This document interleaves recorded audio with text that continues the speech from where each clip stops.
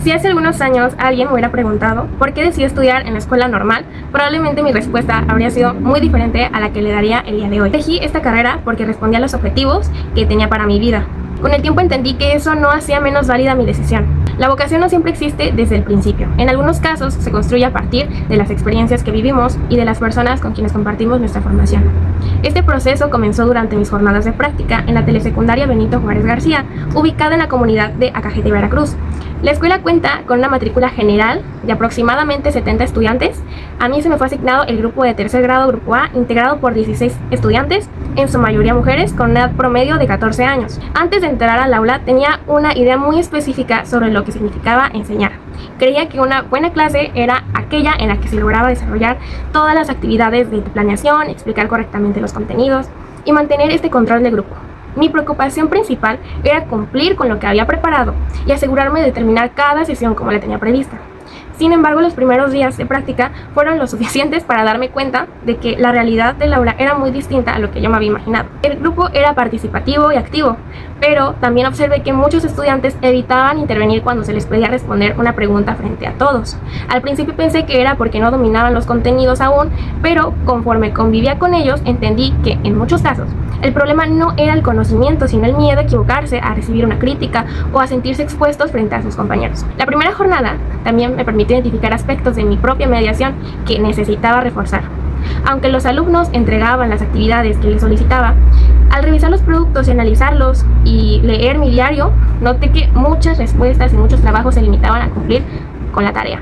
Existía muy poca argumentación, escasa relación con su contexto y muy pocas evidencias de que realmente hubieran construido un aprendizaje significativo. En ese momento entendí que el problema no podía atribuirse únicamente a los estudiantes. Dejé de centrar mis clases únicamente en explicar los contenidos y comencé a abrir espacios donde ellos pudieran dialogar entre sí mismos, argumentar sus ideas, relacionarlos con los temas que ellos ya sabían y construir un conocimiento de una forma más colectiva. Podían quedarse callados antes de dar una respuesta incorrecta frente al grupo. Por eso decidí cambiar la forma en la que retroalimentaba las participaciones. En lugar de decir sí a una respuesta que era correcta o incorrecta, procuraba hacer preguntas que les permitieran seguir razonando o dirigir la respuesta hacia lo que quería que ellos llegaran, pedir la opinión de otros compañeros y construir la respuesta entre todos. Fue en ese momento cuando empecé a observar algo que me emocionó muchísimo como docente en formación. Estudiantes que antes evitaban hablar comenzaron a levantar la mano para compartir sus ideas o lo que ellos pensaban. Más que escuchar una respuesta que era correcta, disfrutaba ver este proceso que ellos seguían para llegar a ella. Me daba cuenta que analizaban la información, la comparaban con las experiencias y ya eran capaces de defender sus puntos de vista frente a sus compañeros o entre pares. Al revisar nuevamente los productos, la diferencia también era un poco más evidente. Ya no encontraba únicamente respuestas que incluso copiaban entre ellos mismos o escritas simplemente para cumplir con la actividad. Empecé a leer argumentos más completos, ejemplos e inclusive reflexiones que mostraban un mayor nivel de comprensión. Ese cambio confirmó que modificar mi mediación pedagógica ya había generado mejores oportunidades para aprender. Una de las estrategias que más contribuyó a este proceso fue relacionar los contenidos con sus experiencias más cercanas a su realidad. Recuerdo especialmente una de ellas que fue una actividad del campo formativo de lo humano y lo comunitario, en lo que abordamos los hábitos de vida saludable.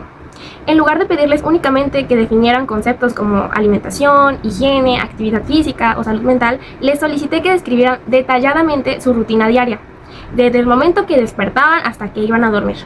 La intención inicial era que identificaran sus propios hábitos. Sin embargo, la actividad terminó permitiéndome conocer muchísimo más sobre ellos. Descubrí estudiantes que desayunaban muy poco antes de ir a la escuela, otros que dormían muy pocas horas, algunos cuyos padres se encontraban fuera de la comunidad por cuestiones laborales y personales, y varios que utilizaban la música para salir, caminar, como una forma de sentirse mejor cuando atravesaban esos momentos difíciles.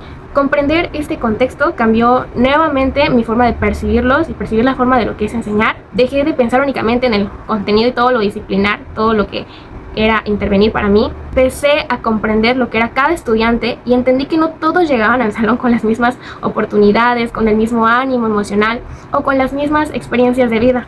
por lo que tampoco podía esperar que todos aprendieran al mismo ritmo y de la misma manera.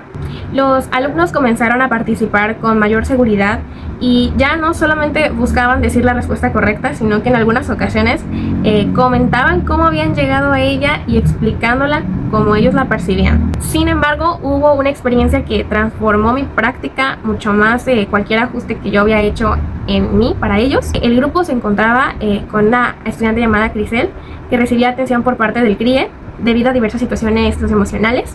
Desde los primeros días observé que evitaba cualquier tipo de participación en público. Cuando le hacía alguna pregunta, inmediatamente bajaba la mirada, movía constantemente las manos y permanecía completamente en silencio. Era evidente que la situación le generaba ansiedad y, como docente, también me hacía sentir incómoda porque no sabía cuál era la mejor manera de actuar. Mi primera reacción fue dejarle de pedir participaciones para no hacerla sentir mal. Con el paso de los días, entendí que el problema no se resolvía evitando su participación para no incomodarla, sino que tenía que generar las condiciones para que ella pudiera sentirse segura dentro del aula. Comencé a acercarme de una forma más personal durante las actividades que ella necesitaba hacer sola, conversaba unos minutos mientras trabajaba y procuraba reconocer cualquier avance por pequeño que fuera. No buscaba que hablara frente al grupo, primero necesitaba que sintiera confianza. El último día de prácticas ocurrió algo que no me esperaba. Durante el proyecto final, la Feria de la Salud, observé que Cristel atendía una mesa expositiva y participaba con todos sus compañeros y los padres de familia que habían sido invitados para la exposición del proyecto final. Verla desenvolverse a su forma fue uno de los momentos más significativos de toda la estancia que estuve en esa escuela. No puedo afirmar que ese cambio haya sido resultado únicamente mío. Cristel ya contaba con este acompañamiento y además de su familia. Sin embargo, esa experiencia me hizo comprender que las acciones cotidianas de un docente o de una persona puede contribuir a que un estudiante sí encuentre un espacio donde se siente escuchado y sobre todo respetado. Al mirar el proceso de formación, puedo decir que mi historia personal y mis experiencias vividas durante las prácticas y estos aprendizajes han sido construidos a partir de mis áreas de mejora y que esos elementos ahora definen el docente de formación que estoy empezando a hacer. Las situaciones que enfrenté en el aula me permitieron comprender que sí, las teorías pedagógicas no solo están ahí por algo.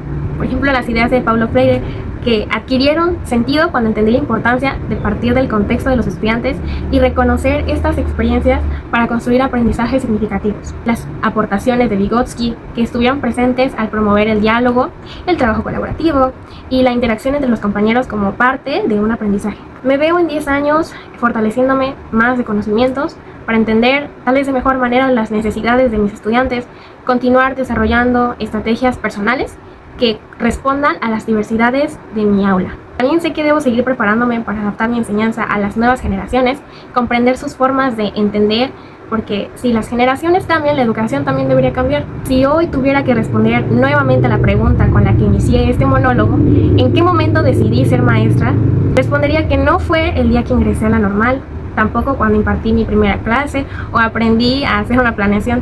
Fue el día que entendí que la docencia dejó de ser el proyecto de vida que había elegido y comenzó a convertirse en la persona que estaba aprendiendo a ser.